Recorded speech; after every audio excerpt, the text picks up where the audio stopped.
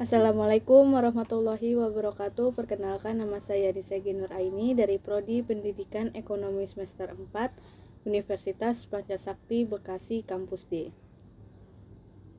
Saya akan menjelaskan mata kuliah Artificial Intelligence dengan dosen pengampu Ibu Eti Idayani, MPD. Metode ketidakpastian terdiri atas teorema Bayes, certain factor, dan teori Dempster-Shafer. Teorema Bayes adalah sebuah teorema dengan dua penafsiran yang berbeda, yaitu seberapa jauh derajat kepercayaan subjektif harus berubah secara rasional ketika ada petunjuk baru, dan representasi inverse probabilitas dua kejadian. Lalu certain factor adalah metode untuk membuktikan apakah suatu fakta itu pasti atau tidak. Dan teori Dempster-Shafer merupakan teori matematika dari evidence yang memberikan sebuah cara untuk menggabungkan evidence dari beberapa sumber dan mendatangkan atau memberikan tingkat kepercayaan dari evidence yang tersedia. Sistem Pakar adalah suatu program komputer atau sistem informasi yang di dalamnya mengandung berbagai pengetahuan dari satu atau lebih pakar manusia yang berhubungan dengan suatu bidang dan biasanya cenderung spesifik. Komponen sistem pakar terdiri atas basis pengetahuan, basis data, mesin inferensi, antarmuka pemakai, akuisisi pengetahuan, dan workplace. Fuzzy logic. Fuzzy logic atau logika samar adalah peningkatan dari logika boolean yang berhadapan dengan konsep kebenaran sebagian. Kelebihan dari fuzzy logic adalah mudah dibuat dan dipahami, memberikan solusi yang efisien, dan tidak menempati ruang memori yang besar. Sedangkan kekurangan fuzzy logic adalah harus memperbarui sistem secara teratur dan algoritma bergantung pada pengetahuan dan keahlian manusia.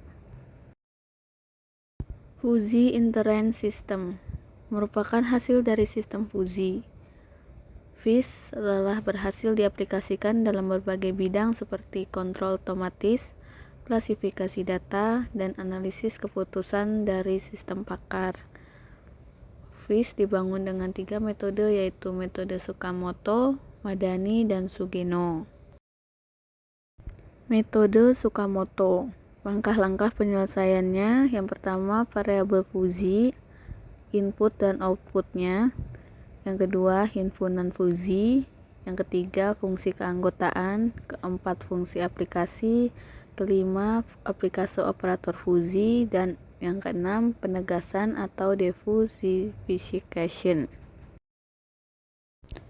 Jaringan syaraf tiruan merupakan paradigma pemrosesan suatu informasi yang terinspirasi oleh sistem sel syaraf biologi, sama seperti otak yang memproses suatu informasi.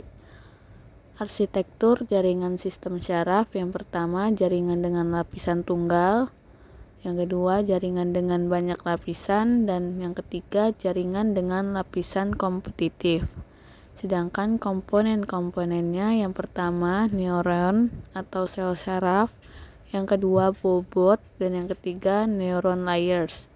Faktor terpenting untuk menentukan kelakuan suatu neuron adalah fungsi aktivasi dan pola bobotnya. Jaringan syaraf tiruan terdiri atas 3 metode, yaitu metode Hebbian, metode delta rule, dan metode perceptron. Metode Hebbian merupakan algoritma pembelajaran pada jaringan syaraf tiruan. Metode ini adalah aturan pelatihan yang paling awal dan sederhana, yaitu memodifikasi kekuatan sinapsi atau bobot. Sedangkan metode delta rule merupakan aturan yang berdasarkan pada ide sederhana, yaitu secara berkesinambungan memodifikasi strange koneksi untuk mereduksi selisih antara nilai keluaran yang diinginkan terhadap nilai keluaran saat itu dari hasil pemrosesan elemennya. Dan metode perceptron adalah metode pembelajaran dengan pengawasan dalam sistem jaringan syaraf. Digunakan untuk mengenali pola karakter, simbol, termasuk pola pulau-pulau besar di Indonesia. Algoritma genetika adalah algoritma komputasi yang diinspirasi teori evolusi yang kemudian diadopsi menjadi algoritma komputasi yang biasa digunakan untuk memecahkan suatu pencarian nilai dalam sebuah masalah optimasi. Struktur utama algoritma genetika yaitu populasi, kromosom, generasi, fungsi fitness, offspring, dan mutasi. Komponen utama algoritma genetika. Yang pertama, teknik penyandian. Kedua, prosedur inisialisasi. Ketiga, fungsi evaluasi. Keempat, seleksi. Kelima, operator genetika. Dan yang keenam, penentuan parameter. Hal yang harus dilakukan dalam algoritma genetika. Yang pertama, mendefinisikan individu. Kedua, mendefinisikan nilai fitness. Ketiga, pembangkitan populasi awal. Keempat, seleksi. Dan yang kelima, perkawinan silang dan mutasi gen. Fungsi aplikasi algoritma genetika. Yang pertama, mencari nilai maksimal dari suatu fungsi. Kedua, penyelesaian TSP. Ketiga, optimasi radio base station. Keempat, peramalan data time series. Dan yang kelima, mencari kata. Demikian yang bisa saya sampaikan. Wassalamualaikum warahmatullahi wabarakatuh.